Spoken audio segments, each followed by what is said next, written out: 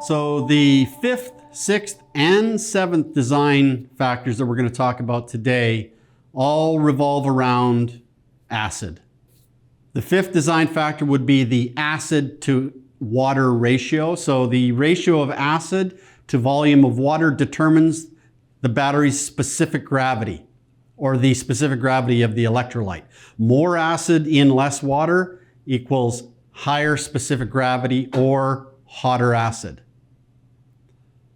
The sixth design factor is acid volume to active material ratio. So how many liters of acid compared to how many grams of active material or kilograms of active material.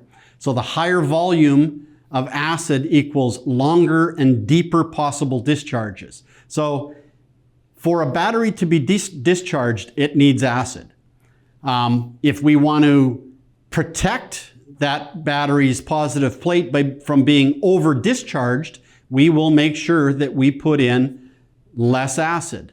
So the more acid-starved, the more protection from over-discharge. This is particularly important in AGM and gel batteries. AGM and gel batteries are more acid-starved than flooded.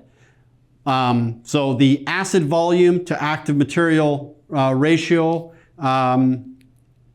dictates how long the discharge process can be allowed to go on. So the seventh design factor, again, revolves around acid, this one around acid suspension. So in a flooded battery, obviously there is no acid suspension. It's free-flowing. We call it a flooded cell for that reason. In starved electrolyte cells, like you find in AGM batteries or gel batteries, that electrolyte or acid is either suspended in a diaper-like material or an absorbed glass mat for an AGM battery, or a polymer is added to it that forces that acid to be suspended in a gel-like material.